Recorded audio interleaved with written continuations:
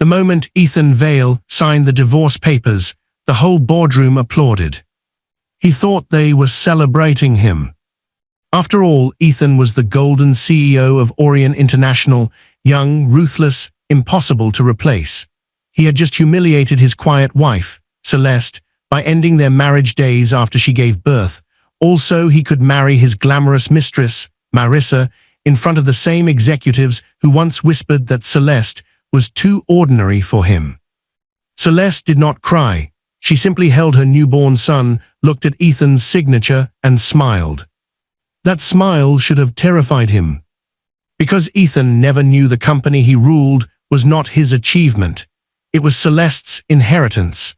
He never knew the chairman who had personally promoted him was her father, and he never knew the divorce papers he proudly signed were not just divorce papers. They were a trap. Hidden inside the agreement was a morality clause Ethan himself had approved years earlier. Any executive who abandoned a spouse, concealed an affair, and damaged the family trust would lose every share, title, bonus, property benefit, and legal protection tied to the company. Then Marissa laughed. She pointed at Celeste's baby and sneered. At least Ethan won't have to raise that little burden anymore. The room froze. A silver-haired man rose from the head of the table. Billionaires stood. Lawyers opened files. Cameras turned. Ethan's phone began exploding with frozen accounts, revoked access, cancelled contracts, and security alerts. Celeste's father looked at his daughter and asked, "Should I stop?" For the first time, Celeste handed the baby to a nurse, stepped toward the woman who mocked her child, and said softly, "No, let them feel what mercy costs." By sunset, Ethan and Marissa were not lovers anymore. They were evidence in the trial of their lives. Ethan stared at his phone as if the glowing screen had become a foreign object. The notifications kept appearing one after another, each one colder than the last. Access denied. Transaction blocked. Executive credentials suspended. Corporate residence lease terminated. Board voting rights revoked. His thumb hovered over the screen, but he could not make himself touch anything. For the first time since he had entered Orient International's glass tower as a junior strategist with borrowed shoes and a hunger that frightened people, Ethan Vale did not know which command to give. The boardroom he had ruled for 4 years looked different now.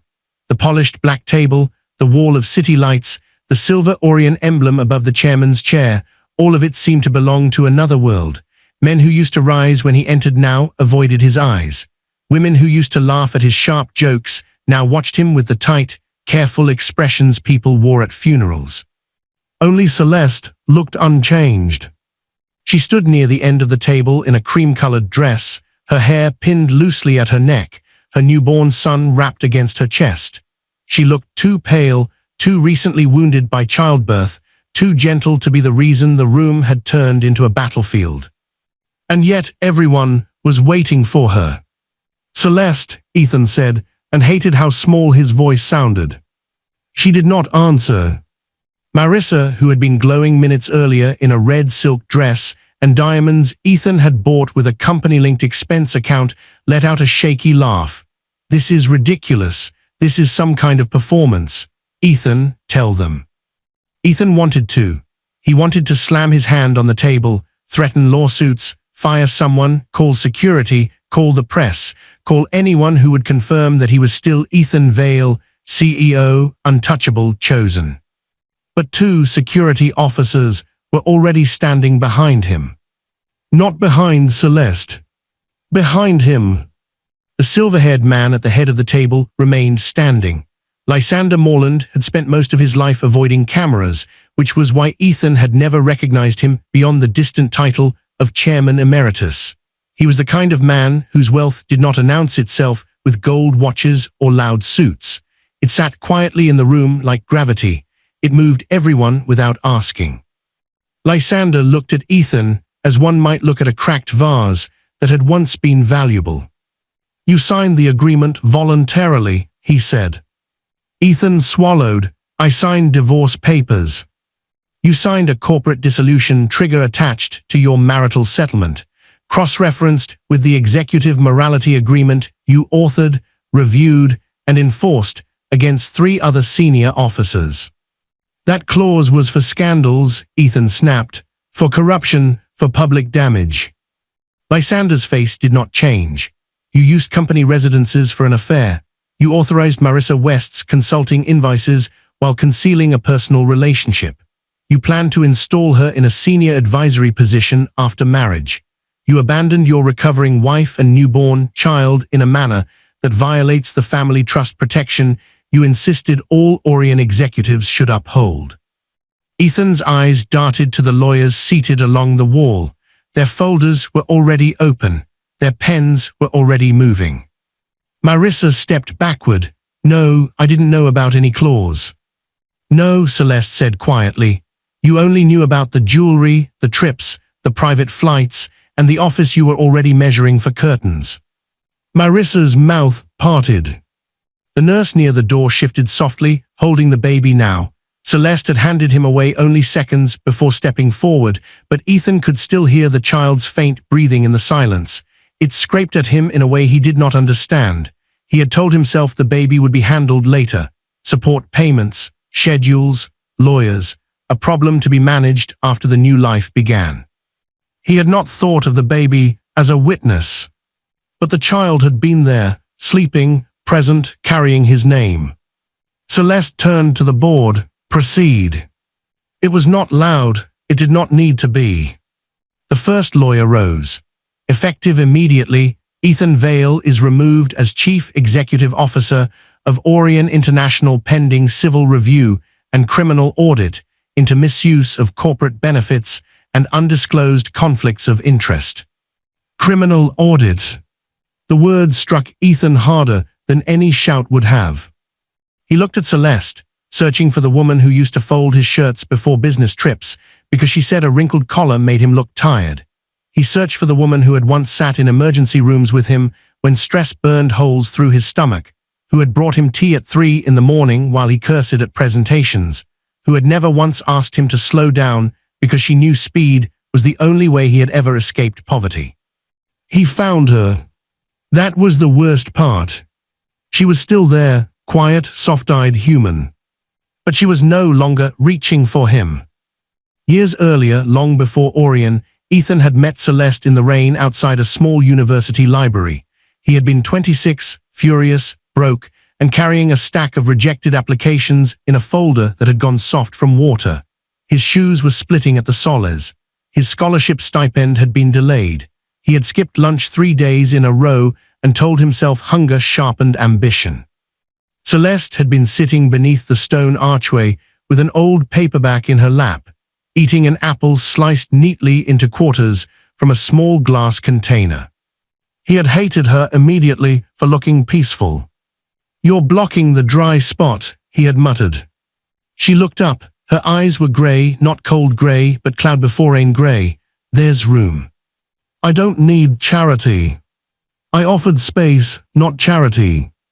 He had almost walked away, but thunder cracked over the library roof and pride became less useful than shelter. So he sat beside her, dripping rainwater onto the stone, pretending not to notice when she pushed the little container of apple slices between them. He did not take one. Not for 8 minutes. Then he did. She never smiled like she had won. That was the first thing about Celeste that unsettled him. She could give without making a person feel purchased. In Ethan's world, every favor had teeth. Every kindness expected interest. His mother had raised him in a 1-bedroom apartment above a laundromat where the ceiling leaked and the landlord collected rent with a smile sharp enough to cut skin. His father had disappeared when Ethan was 10 after promising to return with groceries. For years, Ethan believed anyone who left a room might never come back. So he learned to be the one who left first. Celeste had not known any of that at the library, but she listened when he spoke. Not with pity. Pity would have ended everything. She listened as if his anger was a language she could translate. "What do you want?" she asked him that afternoon. "To never be ignored again," he said. She tilted her head. That's not a dream, that's a wound wearing a suit. He laughed despite himself. And what do you want? She looked at the rain for a long time before answering. To know who people are when they think I have nothing to give them. He should have remembered that. He should have remembered every word. In the boardroom, Lysander's voice pulled Ethan back to the present. Mr. Vale, you will surrender all company devices. You can't do this, Ethan said. One of the older directors, a woman named Helena Croft, who had once called Ethan the sharpest blade in the building, closed her folder. We already voted. When? Before you entered, she said. The applause. Ethan's stomach turned. They had not been applauding his courage. They had not been celebrating his engagement, his freedom, his next chapter with Marissa.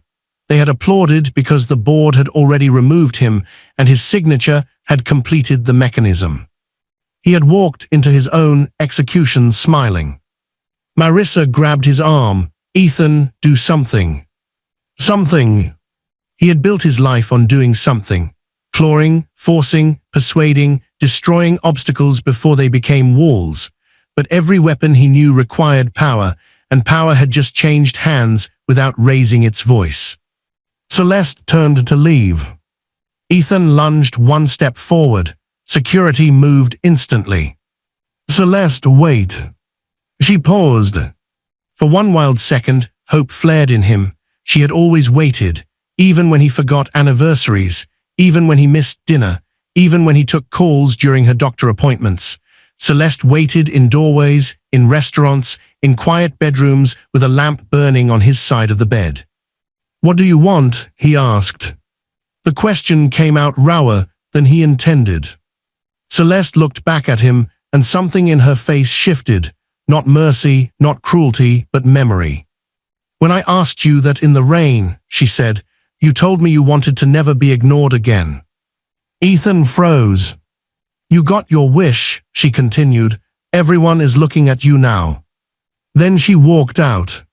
No one followed her except Lysander, the nurse, two attorneys, and the tiny sleeping boy Ethan had been ready to discard as part of a life he considered too small. The doors closed behind them. The silence left in the room was merciless. Marissa began crying first. It was not a quiet cry. It was angry, sharp, humiliated. She spun toward Ethan with mascara gathering beneath her eyes. You said she was nobody. Ethan stared at the closed doors. She never told me. Marissa laughed once, bitterly. How could you not know your wife was Lysander Morland's daughter?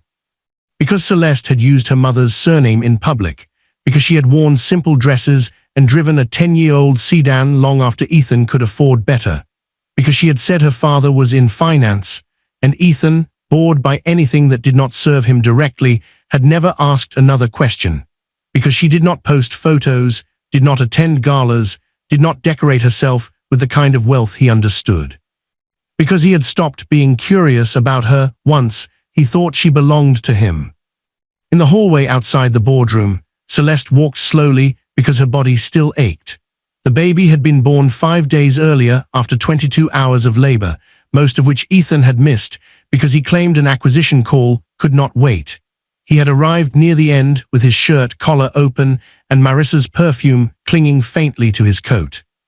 Celeste had noticed. She had noticed everything for months. Her son Noah made a soft sound in the nurse's arms. Celeste reached for him and the nurse gently returned him.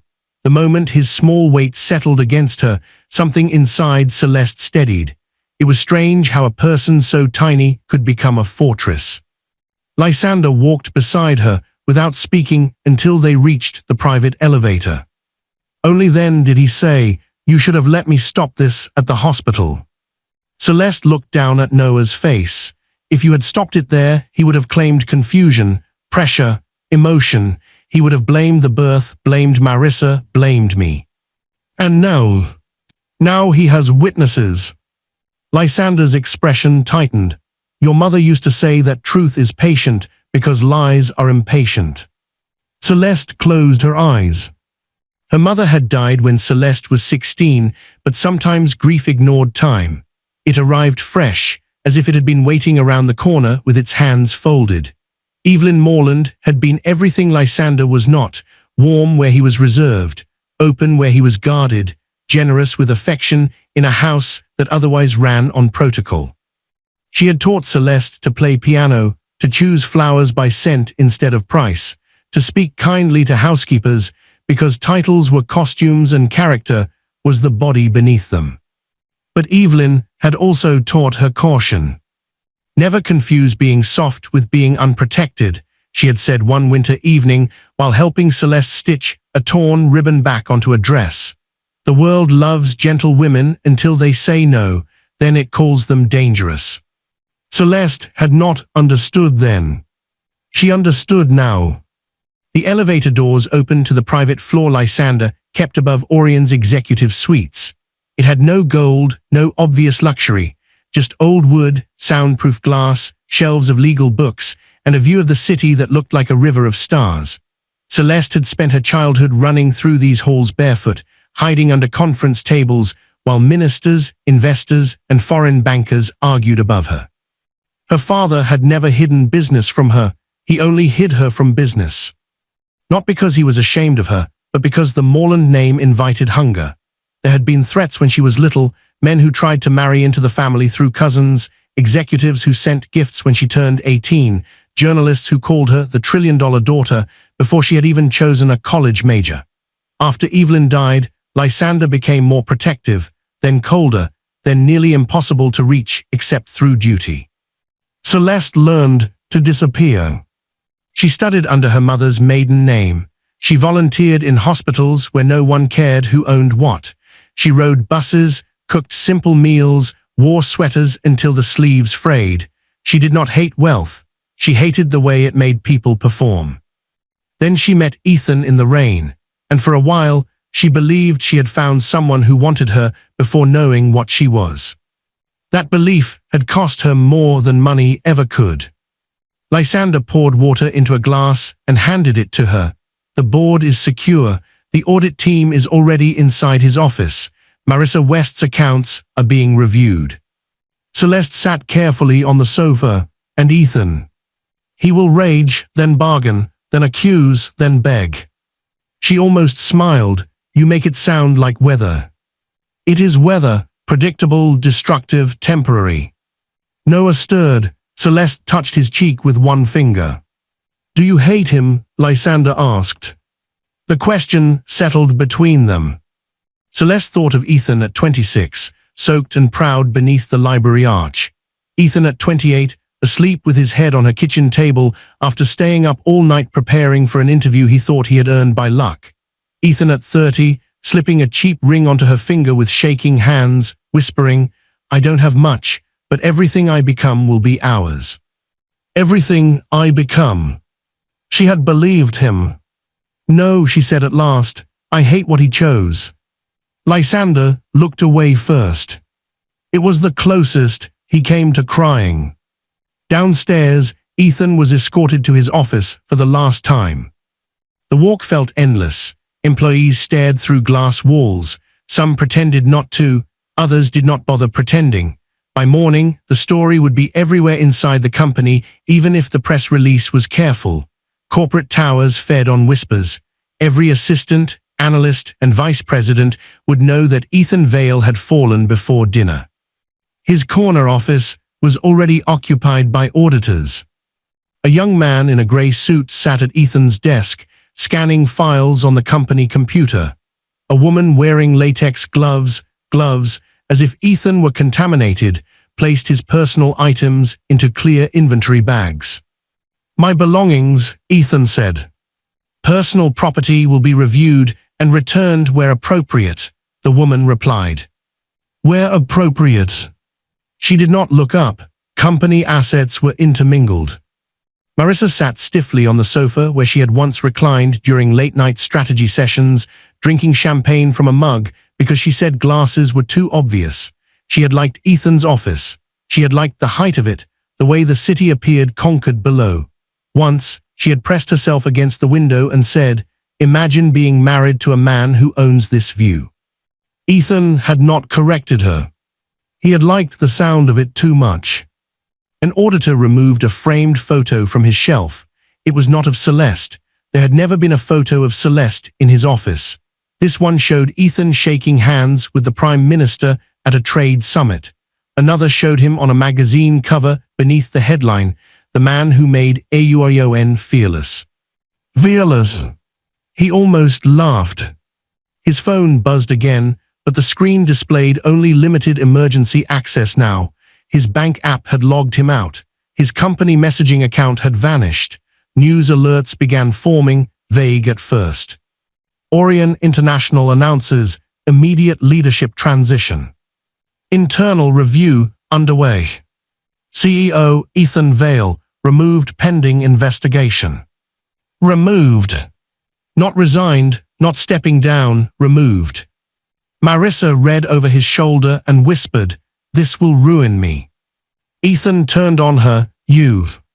Her face hardened, tears vanished as quickly as they had come. "Yes, me, I had a life before you. You had a rented apartment and a fake waitlist for fake clients. And you had nothing before Celeste, apparently." The words hit exactly where she meant them to. For years Ethan had told himself his rise was pure will. Yes, doors opened. Yes, scholarships appeared. Yes, a mysterious recommendation had landed him an interview at Orion when applicants with better schools were rejected. Yes, Chairman Morland had taken interest in him early. But Ethan had explained those things as destiny. Ambition loves coincidence when coincidence flatters it. He remembered Celeste at their tiny first apartment, sitting cross-legged on the floor with financial reports spread around her. He had laughed when he saw her marking margins. "Careful," he'd teased, "you'll hurt yourself with all those numbers." She had smiled, "I like patterns. You like everything quiet. Quiet things still move." He had kissed her forehead and taken the papers away because he assumed she was trying to participate in a world she could not understand. Months later, during a presentation that nearly secured his first promotion, Ethan had used a strategic insight Celeste mentioned over dinner. She had said Orion's southeast expansion looked strong, but was exposed through shipping dependencies. He had repeated it in cleaner language, added charts, and watched executives lean forward. Afterward, Helena Croft had told him that was unusually perceptive. Ethan had accepted the praise without mentioning his wife. Why would he? Celeste had only been thinking aloud. Now, standing in his stripped office, he wondered how many of his greatest thoughts had first been spoken softly across a kitchen table by a woman he had dismissed as ordinary. The door opened. Orion's general counsel, Naomi Say, entered with 2 documents. Naomi was small, severe, and known throughout the company as the locked door because nothing passed her without permission. Ethan had admired her once. She handed him the first document, Notice of Removal. He did not take it. She placed it on the desk anyway and handed the second to Marissa. Marissa recoiled. "What is that?" "Notice of Contract Suspension and Audit Hold." "I'm not an employee. You are a vendor who billed $6.8 million to Orion subsidiaries while maintaining an undisclosed personal relationship with the approving executive." Marissa's face drained. That money was for brand transformation. Naomi looked at the empty champagne mug on the shelf, then back at her. "The audit will determine that." Ethan found his voice. "Naomi, we can settle this." "We are settling it. Privately." "It was private," Naomi said, "until you brought your mistress to a boardroom, signed legal documents in front of cameras, and allowed her to insult the beneficial owner's child." Beneficial owner. Ethan's knees felt suddenly unreliable. "Celeste owns it?" he asked. Naomi's eyebrows lifted slightly. "You truly didn't know?" The absence of mockery made it worse. "How much?" Marissa whispered. No one answered her. But Ethan saw the answer in Naomi's silence. Not shares, not a trust fund, not a symbolic title hidden in family paperwork. Celeste owned enough that the room had obeyed her with a whisper. That night, Ethan was driven not to the penthouse he considered home, but to a serviced apartment owned by one of his few personal accounts not yet frozen. The penthouse overlooking the river had been an executive residence attached to his position. He had decorated it with black marble, steel sculptures, and furniture Celeste said looked too uncomfortable for humans. He had ignored her and hired Marissa's designer. Now even the clothes in its closets had to be sorted by corporate counsel, because the invoices were tangled with relocation allowances and discretionary funds. The apartment smelled of dust and lemon cleaner. It had beige curtains, a low bed, and a view of the alley behind a restaurant. Marissa stood in the center of the room as if she had been dropped into exile. "I'm not staying here," she said. Ethan loosened his tie, then leave. "With what money?"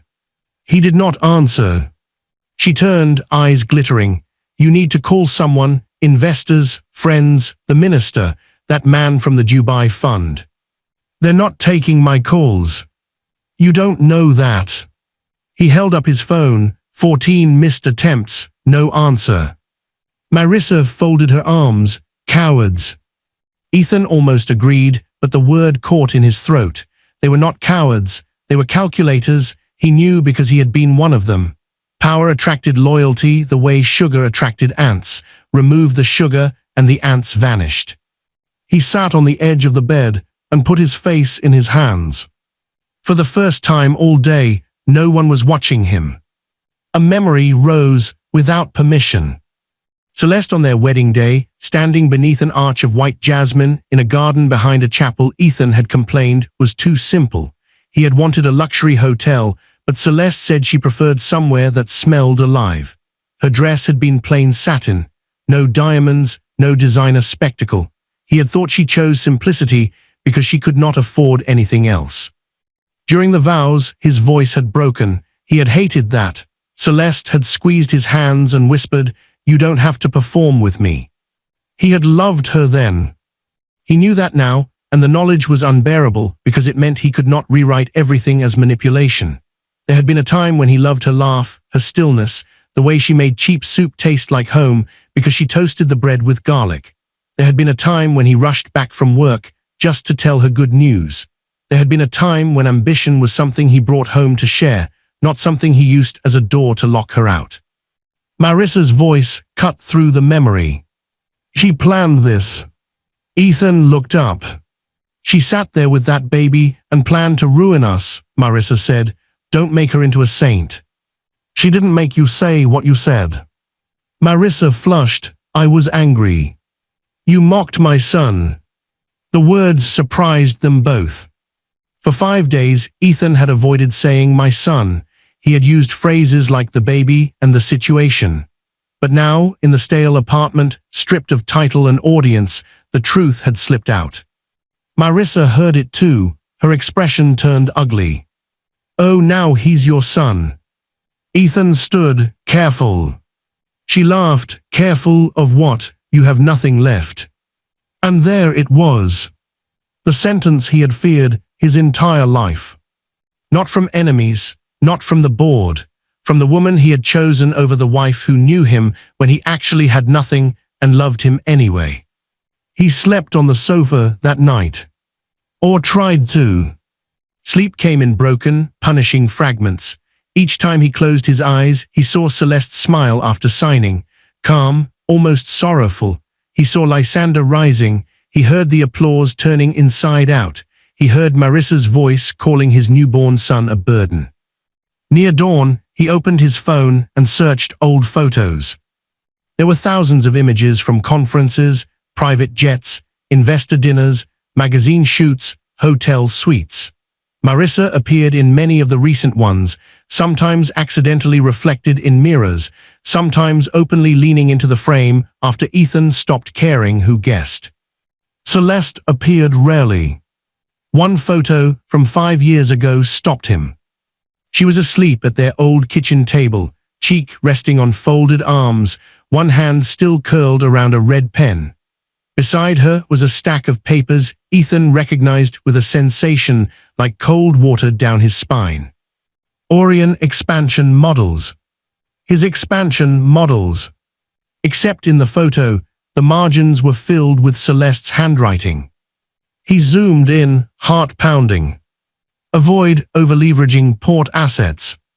Ask why Westbridge supplier rates are artificially low. Human cost will become reputational cost within 3 years. Ethan stared at the final note. Human cost. Celeste had always seen people inside numbers. Ethan had seen numbers inside people. At 7 in the morning, he received an email from an address he did not recognize because his company account was gone. It contained one line and an attachment. From Naomi Say. You are required to appear for deposition at 10:00 a.m. The attachment was 184 pages. Marissa refused to go with him at first. Then her own notice arrived. By 9:30, they were in a private legal office 3 blocks from Orion, both wearing yesterday's clothes, both photographed by paparazzi someone had somehow alerted. Ethan suspected Marissa had called them before the engagement party to capture her triumph. Now they captured her, hiding her face. The deposition room was small and brutally bright. Naomi sat on one side with 3 attorneys. Ethan sat opposite with a lawyer he barely knew because his usual personal counsel had a conflict. Orion paid his firm. Marissa was placed in a separate room. Naomi began with simple questions. State your name. State your former title. Confirm your signature. Confirm your understanding of the Executive Morality Agreement dated June 14, 7 years prior. Ethan answered through clenched teeth. Then Naomi placed a document in front of him. Do you recognize this? He looked down. It was the original morality clause proposal. His proposal. His name sat at the bottom, bold and confident. 7 years earlier, Orion had survived a scandal involving a regional director who used company money to fund a secret second life. The board had wanted a standard ethics update. Ethan, then hungry for influence, had written something much sharper. We must protect Orion from leaders whose private betrayals create public liabilities, he had declared in the meeting. Celeste had been at home that night, making soup. He remembered telling her about it proudly. Private betrayals, she had asked, stirring the pot. Executives are symbols. If they can lie to their families, they can lie to shareholders. Celeste had gone quiet. What? He asked. She turned down the flame. Just be careful building traps. Good traps don't care who steps into them. He had laughed and kissed her cheek. Then I won't step into one. Naomi's voice returned him to the deposition. Did you say during that meeting that a leader who humiliates a spouse in connection with company interests demonstrates unfitness to lead? Ethan's lawyer shifted. Context. Yes, Ethan said. Naomi slid another page forward.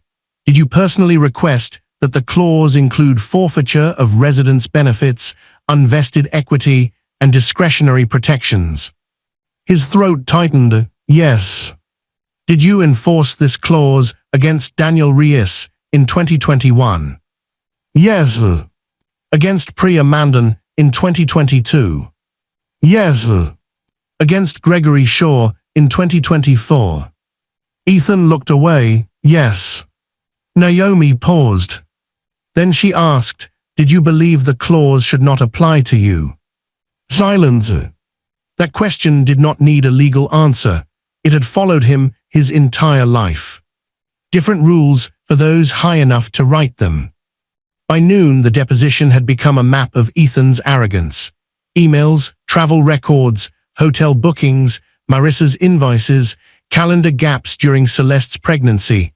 A message Ethan sent Marissa after missing a prenatal appointment. Don't worry, C will forgive me, she always does. Naomi read it aloud. Ethan shut his eyes. When they brought him a printed copy of Marissa's deposition excerpts, his hands were stiff with dread. Marissa had already started protecting herself. Mr. Vale assured me his marriage was effectively over. Mr. Vale told me Celeste was unstable after pregnancy. Mr. Vale directed billing classification. Mr. Vale said the chairman approved everything. He stopped reading. His lawyer leaned close. She's separating her liability from yours. Ethan almost laughed. She's lying. She's surviving. There was a difference, apparently. Across the city, Celeste sat in her father's house with Noah asleep beside her and watched the rain begin. Lysander's home was not as large as people imagined. The main estate outside the city was enormous, yes, with gates and gardens and a staff that moved like ghosts, but the townhouse where he actually lived was narrow, old, and lined with books. Evelyn had chosen it because she said large houses encouraged loneliness to spread out. Celeste had moved there after the hospital because the penthouse held too many shadows. Her own marital home had become evidence. The nursery she painted pale green was being photographed by auditors because Ethan had used company contractors to renovate it, then submitted half the work under executive wellness improvements. Even the crib had a file number now. That hurt more than Celeste expected. She had chosen the crib herself from a small craftsman, running her fingers over the smooth wood while Ethan texted across the room. She had imagined him standing beside it at night, one hand on their son's back, finally softened by fatherhood. She had held onto that image through missed dinners and perfume traces and messages Ethan tilted away from her. Hope, she had learned, did not always die from one blow. Sometimes it died from 1,000 explanations you forced yourself to believe. He is tired. He is stressed. He is afraid of becoming a father. He loves me badly, but he loves me. Then came the hospital. Noah had arrived after a long labor that made time dissolve.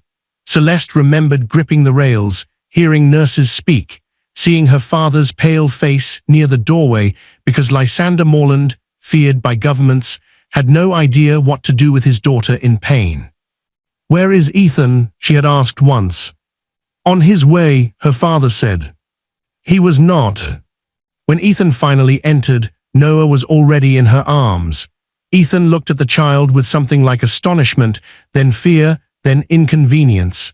He kissed Celeste's forehead too quickly. "Beautiful," he said. His phone buzzed.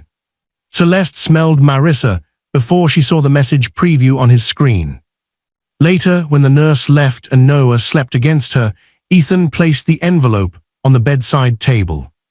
"I didn't want to do this here," he said, which was the first lie because no one forced him. Celeste stared at the envelope. Divorce agreement. Her body was torn with exhaustion. Her son was less than a day old. Her husband stood beside the bed, wearing the expression he used before firing people. "There's someone else," she said. He looked relieved that she had made it easier. "Yes. Marissa." He did not deny it. "Do you love her?" Ethan glanced toward the window. "She understands the life I'm building." Celeste almost asked, "And what life did you think I was building with you?" Instead, she opened the envelope. The top pages were standard, brutal but standard. Ethan had been generous in the way rich men were generous when they wanted to feel clean. A settlement, a private arrangement, custody terms written as if Noah were a calendar inconvenience. Then Celeste saw the attachment. The morality cross-reference. For a moment she thought it was an accident. Then she saw Ethan's signature already placed on the executive declaration, confirming that no coercion, concealment, or reputational harm had influenced his decision. He had signed first, confident, careless, so certain she would be the only one bound by paper. Celeste's fingers trembled. Not from fear. From the terrible arrival of choice. She could warn him. She could say, "Ethan, do you understand what you included?" She could still protect him from himself, as she had done quietly for years, fixing his numbers, softening his speeches, reminding him of birthdays he forgot, sending anonymous apologies to employees he cut with words during bad weeks. She could be the woman who saved him again and received nothing but resentment for it. Noah made a tiny sound in her arms. Celeste looked at her son and understood that mercy given to the unrepentant becomes inheritance for the innocent to suffer. So she signed. When Ethan left the hospital, Celeste called her father. Lysander answered on the first ring. "Celeste." "He signed it," she said. There was a long silence. Then her father said, "Are you sure?" She looked at Noah. "No, but I'm done being unsure for his benefit." Now, sitting in the townhouse, while rain scratched the windows, Celeste felt the weight of that decision settle into her bones. Her father entered quietly. "Naomi says the depositions are proceeding." Celeste nodded. "You don't have to attend tomorrow." "Yes, I do. You gave birth 6 days ago and became chairwoman yesterday." Lysander frowned. "Acting chairwoman." She looked up. "No." For the first time that day, he seemed startled. Celeste adjusted Noah's blanket. "You always said ownership is not leadership. I understand that now.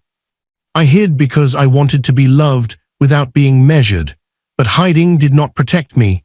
It only allowed others to mistake silence for emptiness." Lysander sat across from her. "You want Orion's." "I already have Orion." Her voice was gentle but steady. "Now I want to lead it." Outside, thunder rolled over the city. For years, Lysander had prepared for this moment in secret, though not this way. He had built training around Celeste's life without calling it training. The family office summaries he sent her were ownership briefings. The charity budgets she managed were operational tests. The quiet meetings with factory workers, shipping managers, hospital administrators, and union representatives were a map of Orion's human consequences. Celeste thought she had been living outside the empire. In truth, her father had been teaching her to see the parts CEOs usually ignored. The next morning, she entered Orion Tower through the front doors. Not the private garage, not the family elevator, the front. Every camera in the lobby turned. Employees slowed. Security guards straightened. A receptionist who had once told Celeste that spouses needed visitor badges went pale when the head of security stepped forward and said, "Madam Morland." Celeste stopped. "Vale," she corrected. The name tasted complicated, but it was Noah's name too. She would not abandon it just because Ethan had damaged it. "Mrs. Vale," the guard said. Celeste continued walking. She wore navy, not black. Her hair was loose. Noah remained at home with his nurse and Lysander, though leaving him even for a few hours felt like walking without a heartbeat. Her body still hurt. Her hands were cold, but each step through the lobby stitched something inside her back together. Whispers followed. "That's her. The wife. Morland's daughter. She owns the company." Celeste heard all of it. She had spent a lifetime hearing whispers. The difference was that now she let them hear her footsteps. In the executive conference room, the board rose when she entered. Ethan was already there with his lawyer. He looked as if he had aged 10 years overnight. His jaw was unshaven, his tie slightly crooked. The sight struck Celeste unexpectedly. Ethan had always been immaculate in public. Even during illness, grief, exhaustion, he dressed like armor could be tailored. Now the armor had gaps. Marissa sat several chairs away from him, flanked by her own attorney. She did not look at Celeste. Naomi began the hearing. It was not a court trial yet, though civil and criminal referrals waited outside like storms. This was the corporate review required before final forfeiture. The board would hear evidence. Ethan would respond. Marissa's contracts would be examined. The trust clause would be activated or limited. Celeste sat at the head of the table because Lysander refused the chair. Ethan noticed. His eyes flickered to the empty seat where her father should have been, then to her. Something like disbelief crossed his face. She remembered another table, years ago, in their first apartment. Ethan had sat across from her with takeout noodles and a cheap laptop, practicing answers for his Orion interview. "What if they ask where I see myself in 10 years?" he said. "Tell the truth," Celeste answered. "The truth is CAO. Then say you want responsibility equal to your ambition." He stared at her. "That's good. You sound surprised." "I am." She had thrown a noodle at him. He had laughed and caught her wrist, kissing soy sauce from her knuckle. They were poor then, or he believed they were. The radiator hissed too loudly. Rain came through one corner of the window. Ethan had looked around the little kitchen and said, "One day, I'll put you somewhere better than this." Celeste had answered, "I'm not waiting for better, I'm here." He had not understood that she meant it as devotion. He had heard it as smallness. Naomi's voice filled the conference room. "We will enter into record the hospital service timestamp, the divorce agreement, the executive declaration, the West invoices, the boardroom recording, and witness statements from 11 attendees." Marissa's attorney objected to the boardroom recording. Naomi replied, "Ms. West invited media documentation for what she believed was an engagement announcement. Consent was signed." Marissa's face turned crimson. Celeste looked at her then. Marissa West had not always been cruel in obvious ways. The first time Celeste met her, Marissa had smiled too brightly and complimented her dress in the tone of someone praising a child's drawing. It was at an Orion charity dinner where Ethan left Celeste near the dessert table while he worked the room. Celeste had been 6 months pregnant, tired, and quietly amused by how many people mistook her for a guest's assistant. Marissa approached with champagne. "You're Ethan's wife," she said, as if discovering a minor footnote. "Yes. He's extraordinary. I know. Men like him need someone who can keep up." Celeste had placed a hand on her stomach. Keeping up is not always the same as walking beside someone. Marissa's eyes dropped to the wedding ring Ethan had bought before wealth transformed his taste. It was modest, almost plain. "That's sweet." Sweet. The word had been a knife wrapped in sugar. A week later, Ethan suggested Celeste skip the next gala because she looked tired. She did not argue. By then, she had learned that when a man started hiding you under the language of concern, he was often making room for someone else. At the hearing, Naomi played the boardroom footage. Celeste watched herself on the screen, pale, still, holding Noah. She watched Ethan sign. She watched Marissa laugh. Even knowing what came next, the insult landed again. At least Ethan won't have to raise that little burden anymore. The room froze in the recording, just as it had in life. Present-day Marissa looked down. Ethan did not. He watched the screen as if seeing the moment for the first time. Perhaps he was. Narcissism had a strange effect on memory. It blurred other people's pain until consequences sharpened the image. Naomi stopped the video. "Mr. Vale," she said, "do you dispute that Ms. West made this statement?" Ethan's jaw worked. "No." "Did you correct her?" He closed his eyes. "No." "Did you defend your child?" No answer. Celeste looked away first. That more than the affair, more than the divorce, more than the public humiliation, had sealed something inside her. Ethan could claim confusion about love. He could claim weakness, ego, temptation, fear. But a father who heard his newborn called a burden and remained silent had revealed a poverty no fortune could repair. Marissa's attorney tried to argue that the statement, while regrettable, did not prove financial misconduct. Naomi let him speak. Then she opened the invoices. Brand alignment retreat, Santorini. Executive positioning intensive, Maldives. Confidential stakeholder dinner, Paris. Narrative architecture consultation, Milan. Each trip aligned with dates Ethan claimed to be away for acquisitions, regulatory meetings, or investor diplomacy. Some had business components buried inside them, like coins tossed into fountains. Most did not. Then came the apartment. Orion had leased a luxury residence under a subsidiary for temporary consultant housing. Marissa had lived there for 11 months. Celeste remembered the address. Ethan had once sent her flowers from a shop on the same street after missing her birthday dinner. The card said, "Busy building our future, forgive me." She had kept the flowers alive for 9 days. Ethan's lawyer shifted strategies by afternoon. "My client acknowledges personal failure," he said, "but this proceeding risks appearing retaliatory due to Mrs. Vale's personal relationship to the matter." Celeste finally spoke. "Mr. Arden, are you suggesting the clause should apply only when the betrayed spouse lacks voting control?" The lawyer hesitated. "I'm suggesting impartiality requires distance." "Impartiality required disclosure," Celeste said. "Your client did not disclose, Ms. West did not disclose, the board did not know, shareholders did not know, I did not know the extent of corporate misuse until the audit began. Distance is not the issue, concealment is." Ethan stared at her. She felt his surprise like heat. How many times had he mistaken her silence for ignorance?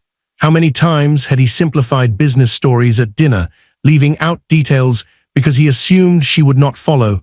How many times had she let him, because correcting him seemed less important than loving him? Love had made her patient. It had also made him careless. By evening, the board voted unanimously to uphold Ethan's removal and activate forfeiture pending court confirmation. Marissa's contracts were terminated. The audit file would be referred externally. The press statement would remain controlled but clear.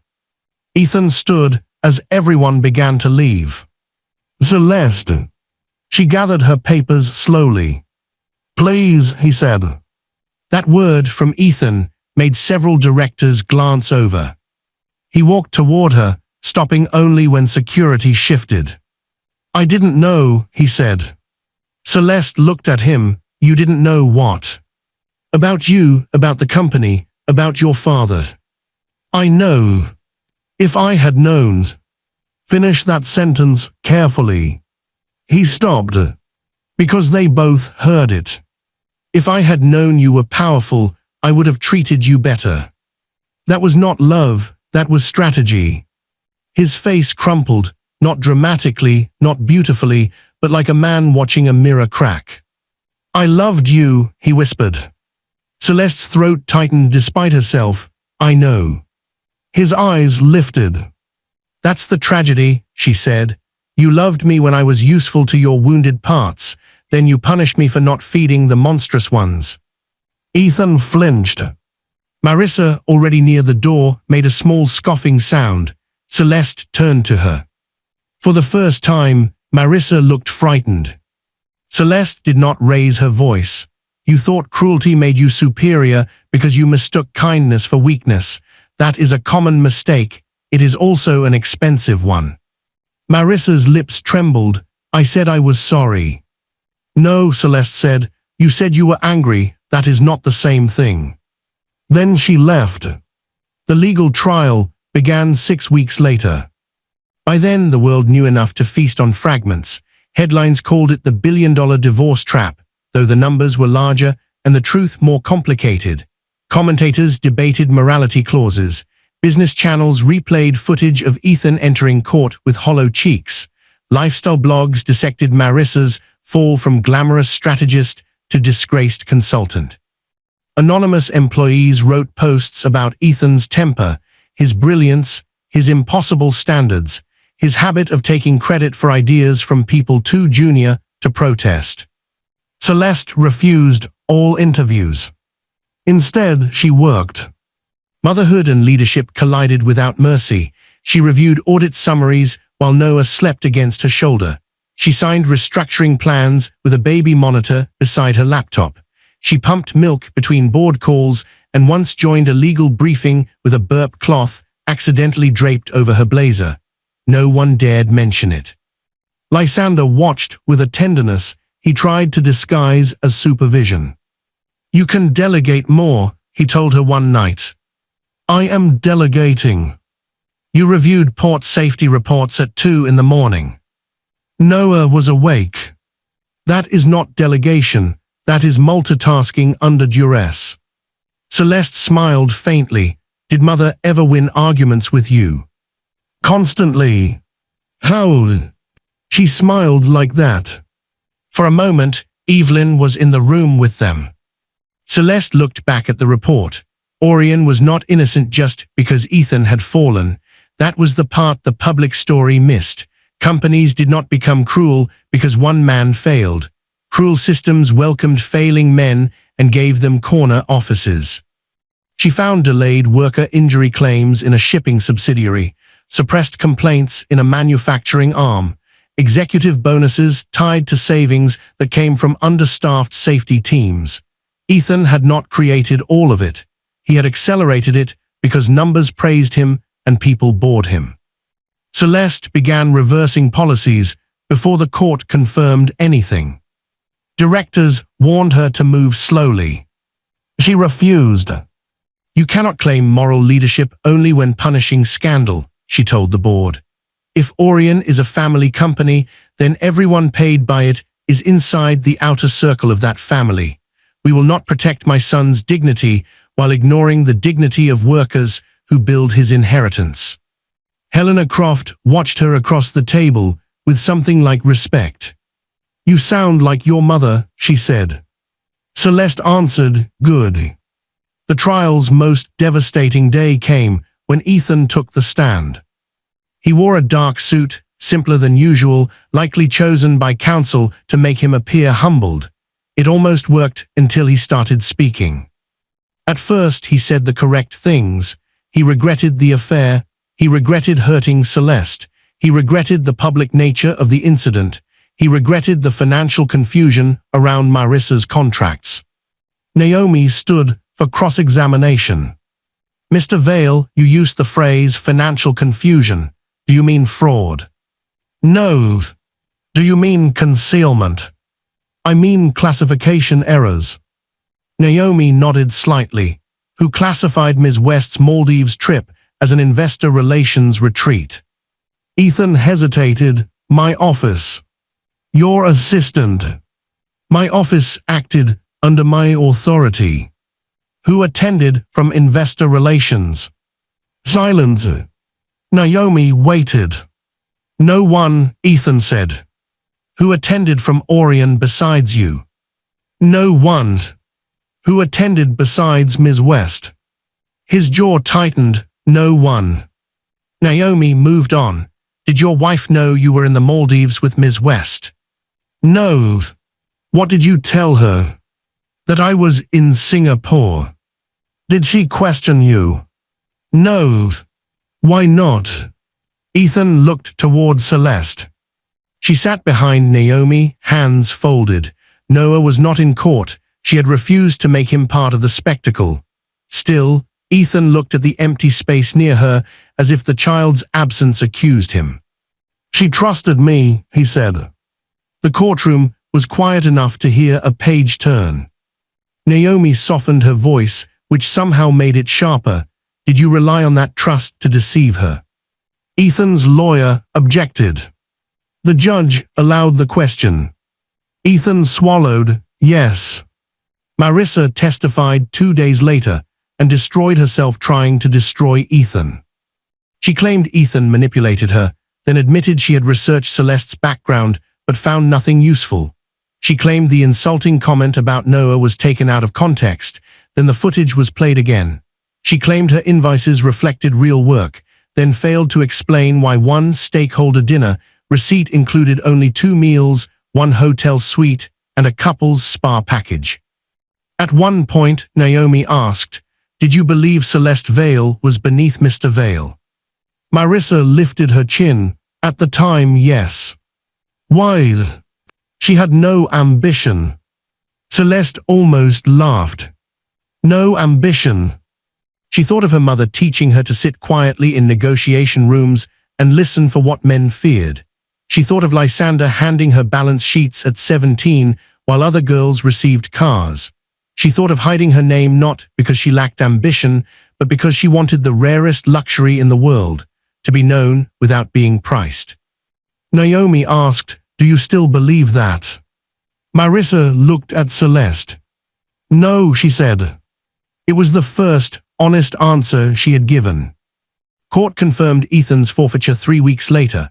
Some matters continued into separate proceedings, settlements and penalties, but the central collapse was complete. Ethan lost the executive residence, unvested shares, bonus rights, certain properties tied to company benefit structures, and protection from multiple civil claims. Marissa was ordered to repay portions of improperly billed funds and barred from contracting with Orient entities. Their names became warnings in compliance seminars. But punishment did not feel like victory. Celeste discovered this the morning after the ruling when she woke to Noah's soft fussing and felt no triumph, only exhaustion. Sunlight lay across the nursery floor. The crib from the old penthouse had been returned after review, cleared of legal entanglement like an object rescued from a shipwreck. She stood beside it and watched Noah stretch one tiny fist into the air, demanding a world he did not yet understand. She lifted him gently. "Your father loved applause," she whispered. "I hope you love truth more." Her phone buzzed. A message from an unknown number. "Please let me see him." "Ethan." Celeste stared at the screen for a long time. Custody had been addressed through lawyers, supervised visitation, limited until further review. Ethan had not attended the first scheduled session, then the second. Pride, perhaps, shame, legal advice, she did not know. Now he was asking directly. A year ago she would have answered immediately, explained, comforted, made it easier for him to do the right thing. Now she forwarded the message to her attorney and set the phone down.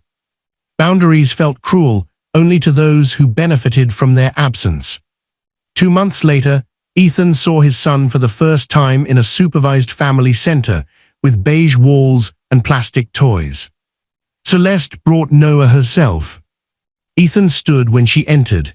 He looked thinner, quieter, dressed in a sweater instead of a suit. Without the architecture of power around him, he seemed almost like the man from the library again, hungry, uncertain, proud in ruins. Noah blinked at him with Celeste's gray eyes. Ethan's mouth trembled. "He's bigger," he said. "Barbies do that." The supervisor explained the rules. Ethan listened carefully, nodding too much. When Celeste placed Noah on the play mat, Ethan knelt, as if approaching something sacred and dangerous. He did not reach immediately. That surprised her. "Hi," he whispered. "I'm Ethan." "Not Dad." "Ethan." Celeste felt a small, unexpected ache. Noah grabbed a fabric block and shoved it toward his mouth. Ethan laughed softly, and the sound broke halfway through. "I'm sorry," he said without looking at Celeste. "I know that doesn't fix anything." "No," she said, "it doesn't. I'm not asking you to forgive me." "Good." He nodded as if he deserved that. For 20 minutes, he sat on the floor while Noah ignored him, then studied him, then accidentally dropped a toy into his lap. Ethan picked it up and returned it with both hands. Celeste watched through the glass from the adjoining room after the first few minutes. She did not confuse this with redemption. Men could weep over consequences and still avoid accountability. But Noah deserved a father who tried under rules, not one erased because pain made erasure tempting. Lysander disapproved when she told him. "He abandoned you." "Yes." "He failed the child." "Yes." And yet Noah is not a trophy in Ethan's punishment. Her father was silent. Then he said, "Your mother would have said that." Celeste smiled sadly. "I know." A year passed. Orient changed in ways skeptics said were impossible. Celeste sold non-essential luxury assets and redirected funds into worker safety, parental leave, and transparent executive oversight. She capped certain bonuses until injury claims dropped. Investors complained, then quieted when long-term stability improved. Employees who had feared her as a hidden heiress began calling her Mrs. Vale with warmth instead of shock. She kept the name. Not for Ethan. For Noah and for the version of herself who had loved sincerely. She refused to let betrayal own every symbol it touched. Marissa disappeared from the city after bankruptcy proceedings and a final settlement. Rumor placed her in Monaco, then Miami, then nowhere anyone could confirm. Celeste did not follow the rumors. Marissa had been a blade, but Ethan had been the hand that chose to wield it. Ethan rebuilt slowly, though never again at the height he craved. No major corporation would touch him. He consulted under strict oversight for smaller firms, paid support, attended supervised visits, then earned longer ones through consistency. He never regained Celeste's trust. He did not ask for her love. That, perhaps, was the first sign he had begun to understand the size of what he had destroyed. On Noah's first birthday, Celeste held a small party in Lysander's garden. There were no press cameras, no billionaires unless one counted her father, who wore a paper hat because Noah had slapped it onto his head with frosting-covered hands. Helena Croft came with a wooden train. Naomi Say brought a stack of children's books about stubborn animals. The nurse who had held Noah in the boardroom cried when he took 3 wobbly steps towards Celeste and collapsed laughing into her skirt. Late in the afternoon, as guests wandered among the flowers, Celeste found her father standing near the old fountain. "You built something better from it," Lysander said. She followed his gaze to Noah, who was trying to feed cake to the wooden train. "I'm building," she said. "Better takes time." He nodded. After a while, he reached into his coat and withdrew a small velvet box. Celeste frowned. "What is that?" "Your mother's ring." Her breath caught. Inside lay a simple sapphire ring Evelyn had worn every day, not the grand diamonds people expected from Lysander Morland's wife. Celeste remembered twisting it around her mother's finger during long car rides, watching blue light move inside the stone. "She wanted you to have it when you stopped hiding," Lysander said. Celeste touched the sapphire. "I don't think she meant after a scandal. She knew life, she did not specify elegance." Celeste laughed, and tears came with it. Her father looked uncomfortable, which made her laugh harder. That evening, after everyone left and Noah slept upstairs, Celeste stood alone in the garden with the ring on her finger. The sky had turned violet. The fountain whispered.